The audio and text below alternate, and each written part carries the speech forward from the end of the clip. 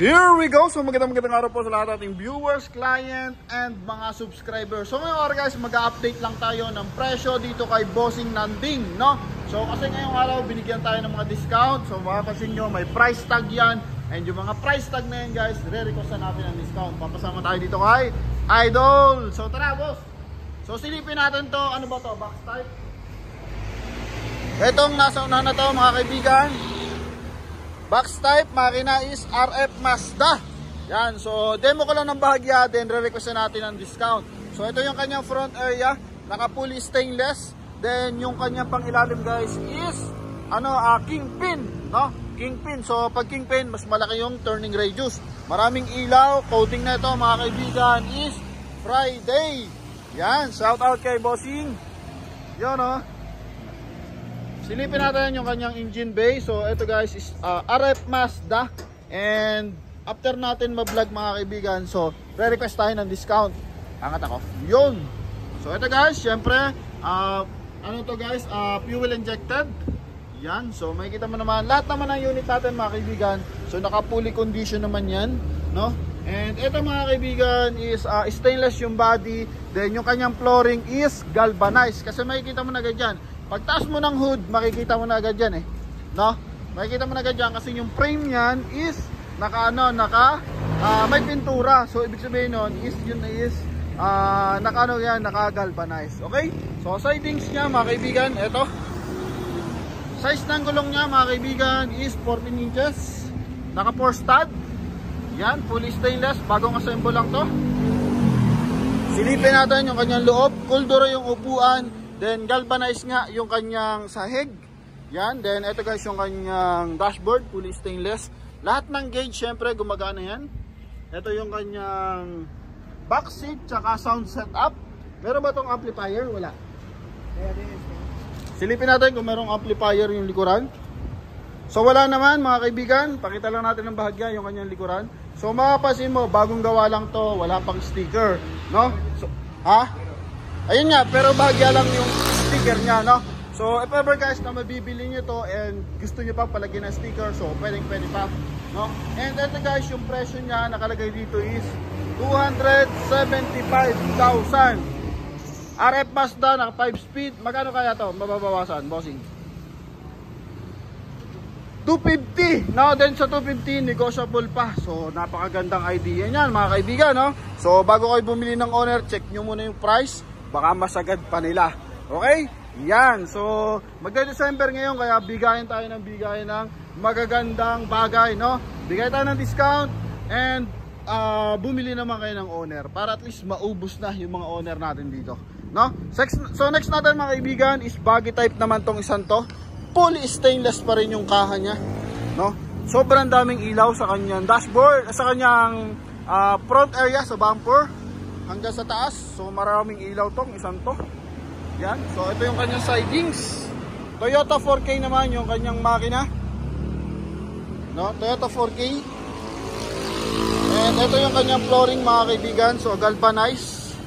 Syempre lahat ng unit natin mga kaibigan is may handbrake. Then nylon yung kanyang upuan, no?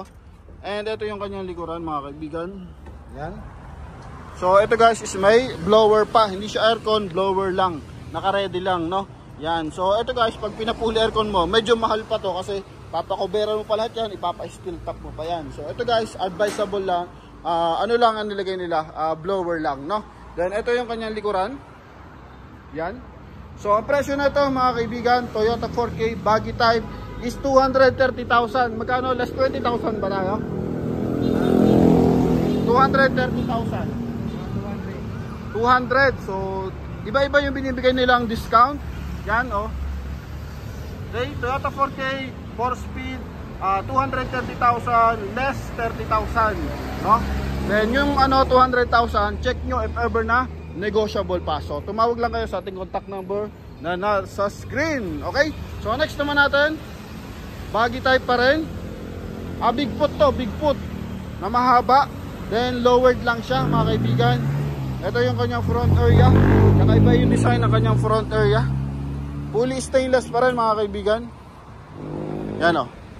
Then ito guys is ang gamit naman dito na guys na pangilalim is knuckle. Yan. So knuckle naman yan. Ito yung kanyang mugs. Malaki naman yung mugs niya mga kaibigan eh. Size ng mugs na ito is 15 inches. Itong isa is 14 ito malamang. Yan. So yun nga. 13 lang to. 13 lang na naka 4 stud. Ito naman guys is 15 inches na naka 4 stud. Pero mapapansin mo parang lowered pa rin siya. Yan. Ito yung pagilid niya mga kaibigan. Silipin natin yung loob, ang daming antena, no? Ang dami ring ilaw. So, iba't iba yung kanilang disenyo dito. Ito yung loob niya. Flooring niya mga kaibigan is ano din, stainless. Ito yung kanyang dashboard. May pan pa. And ito yung kanyang likuran, no? Yan. So, ito mga kaibigan, fully stainless. Simula kaha hanggang flooring, fully stainless yan. Okay? Ito yung likuran niya. So, ang presyo na ito mga kaibigan is 265, tama ba? 265 negotiable, down to, no? Magkano? 240, yan, 240,000 negotiable. So, kung natataasan pa kayo doon, sir, request pa kayo ng additional na discount.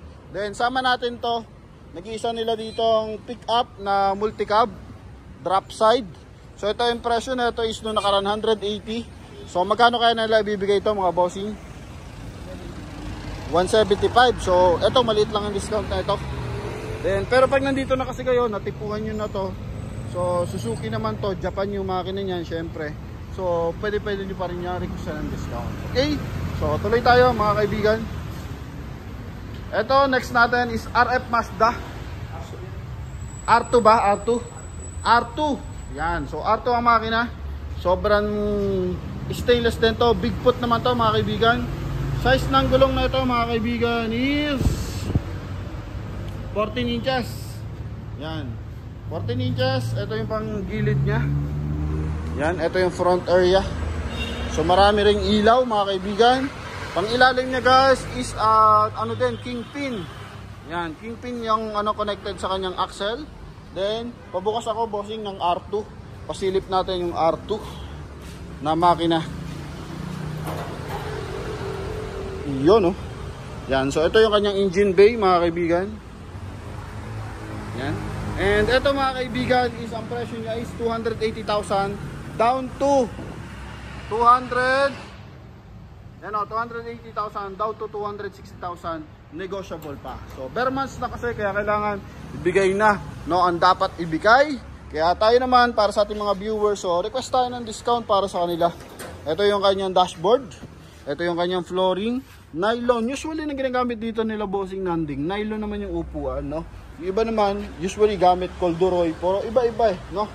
Yan. So, ito naman yung kanyang likuran. Hammerhead. Coding nito guys is Thursday. Yan. So, magara itong santo.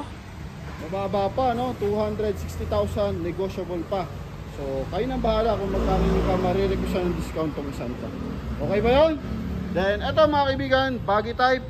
Pure stainless, kingpin, no? Ang ganda naman ng ano dito, no? Puro kingpin ang gamit ba? O tama, kingpin nga. O, so puro kingpin ang gamit nila dito. Malaki kasi ang turning radius kapag puro kingpin yung gamit mo, no? And ito guys, fully stainless. Lowered yung harapan ng isang to mga kaibigan, no? 235, magkano na lang ito makukuha? 200, ayan, so okay, 200,000 daw. So pasilip lang natin yung likuran. Yan o. Para maubos na, binabagsak presyo na nila. So imposible naman na wala tayong mabenta dito, no? Noong nakaraan, ang dami dito. Nandito yung pinakamagandang Tamiya. So wala na, nasold na rin, no? Yan, so ngayon guys, ito baggy type pure stainless. Silipin lang natin yung loob. So loob niya mga kaibigan is galvanized. Yung kanyang flooring, then yung kanyang dashboard stainless. Ito, corduroy yung upuan. Ito yung likuran mga kaibigan. Yan. So ito guys, is presyo niya is 235. Makikita mo naman. Yan yung starting price nila. Then ngayon binibigay nila ng 200,000. Then plus negotiable pa. So napakagandang idea nun, di ba? Yan. So ito mga kaibigan is next natin. Isuzu C221. So madalang to ha. Baggy type na Isuzu yung makina. So madalang to mga kaibigan. no? And sobrang laki ng kanyang mugs. Size na mugs niya mga kaibigan, silipin natin. Ayan napakadalang ng ganyan. 16 inches alloy mug wheels. Pang ilalim niya mga kaibigan. Ito, knuckle naman yung gamit na ito guys. Pero ito naman kasi malaki at saka maliit ang unit. So kahit talaga maliit yung turning radius, isang ikutan lang din to, no? Pure stainless pa rin mga kaibigan. Ito yung kanyang front bumper, no? Mayroong kilay. Then ito yung kanyang loob. Pure stainless, pati pati kanyang flooring stainless. Leather pa yung upuan. Ito yung kanyang ceiling. At saka ito yung kanyang tawag dito, speaker or yung sound system. Then silipin natin ng bahagya yung kanyang likuran. Yan, so ito yung kanyang likuran mga kaibigan. Coding niya is Monday. So silipin natin kung magkano ang presyo nito to. Boss, magkano to? 265. 265. Yan, 265. Presyohan mo 220. Pucha, laki mga kaibigan. 265, 220, negotiable pa. Okay, so kahit bawasan na lang yun ng 3,000 o 2,000 okay, pinakamalaki na yung 5,000, panalo ka pa rin dyan Isuzu ang makina niya mga kaibigan. 265 to 220. Panalo hindi. Okay, so hoping makatulong to sa mga buyers natin na naghahanap ng unit. Then ito mga kaibigan, baggy type pa rin, pure stainless. Yan. Gamit na ito mga kaibigan na pang ilalim is knuckle pa rin. Bungo kung tawagin sa Cavite. Ito yung kanyang front area. Ito yung kanyang sidings. No? 4 stud, lahat ng na-vlog natin mga kaibigan. So usually naka 4 stud pa.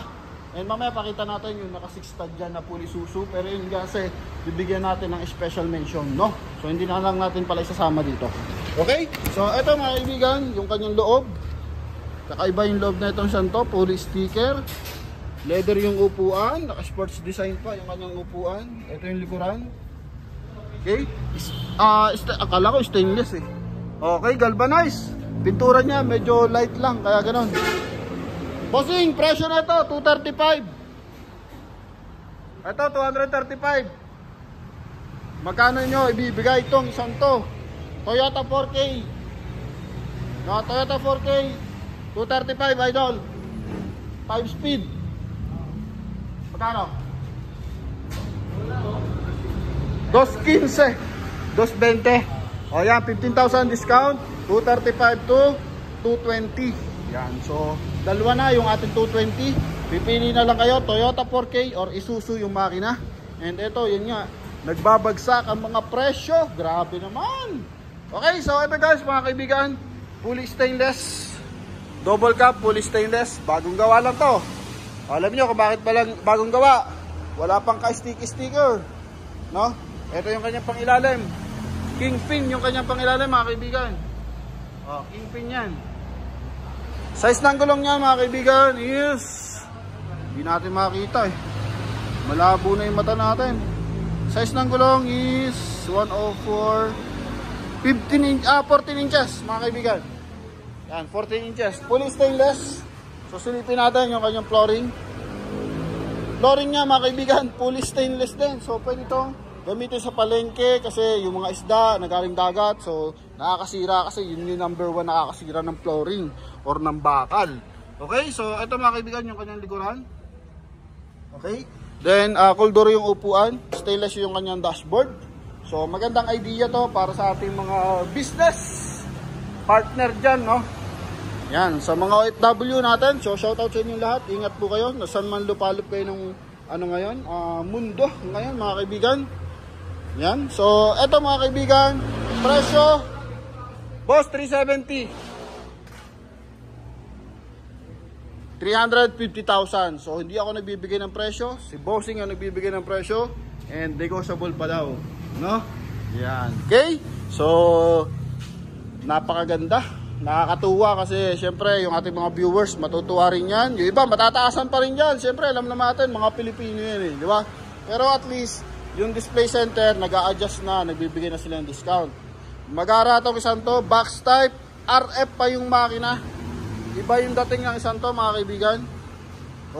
box type na maganda yung tindig, oh. Ha? Flooring daw na ito, stainless din mga kaibigan. 270, magkano pa yan? Yan, oh. Yan, oh. Ito yung kanyang flooring mga kaibigan, tsaka gauge. So lahat yan gumagana. Maganda yung kanyang steering wheel. Ito yung kanyang likuran, naka-sound setup. Yan. Then silipin natin yung ating likuran. Medyo masikip. Talagang masikip mga kaibigan. Pero makinis na makinis to. Oh. Bagong gawa. Magkano presyo? 270,000. Magkano? 250,000. May bawas pa. RF Mazda naman to mga kaibigan, ha. Box type po yan. No? Box type. So galingan nyo lang do discount para makakuha pa kayo ng additional discount. Syempre. Okay, basta sure buyer, nagustuhan nyo yung unit, tawag nyo, then mag-usap kayo ng may-ari, then yun na, go, laban na yun. No? Yan, pwede nyo na iuwi yun. And eto mga kaibigan, baggy type pa rin to. Coding nya is Wednesday. Makina nya is Isuzu C240. Ang daming maliliit na unit dito, malalaki yung makina. Presyo nya guys, 240k. Hanggang magkano to? 220. Oh, 220,000. Baka magustuhan nyo. 240 down to 220,000. Yan. Next natin, galvanize. Next natin mga kaibigan, galvanize. Ito. Wow. Galvanize to mga kaibigan. Nakil yung kanyang pangilalim. Bungo kung tawagin. Then ito mga kaibigan yung kanyang front area. Semi-stainless to, galvanize yung sidings. Then yung hood nya stainless. Yung front area nya stainless. Yung sidings lang, no? Yan. Ito naman mga kaibigan, is presyo 270. Hanggang magkano to, bossing?